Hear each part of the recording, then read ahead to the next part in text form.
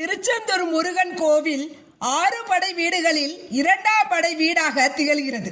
முருகன் பெருமானின் அறுபடை வீடுகளில் இது மிக முக்கியமான தலமாகும். இது கடலோரத்தில் அமைந்துள்ளதால் கடலோர கோயில் என்று அழைக்கப்படுகிறது. இங்குள்ள மூலவர் எப்போதும் பள்ளி கொண்ட கோலத்தில் அருள் பாலிப்பது தனி சிறப்பு. இந்த தலத்தில் தான் முருகன் சூரபத்மனோடு வீரத்துடன் போரிட்டு வென்றதாக புராணங்கள் கூறுகின்றன. அடுத்ததாக நாளிக்கிணறு. கோவிலுக்குள் அமைந்துள்ள நாளிக்கிணற்று தீர்த்தம் மிகவும் பிரசித்தி பெற்றது. இதன் நீர் எப்போதுமே சுவையாகவே இருக்கும்.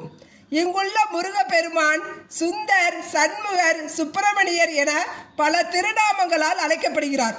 மார்கழி மாதத்தில் அதிகாலை 3 மணிக்கு நடை திறக்கப்பட்டு சிறப்பு பூஜைகள் நடைபெறும். கோவில் கடலை ஒட்டி அமைந்திருப்பதால் இங்கு வரும் பக்தர்கள் கடலில் நீராடிவிட்டு தரிசனம் செய்வது வழக்கம். திருச்செந்தூர் பஞ்சாமிர்தம் மிகவும் பிரசித்தி பெற்றதாகும்.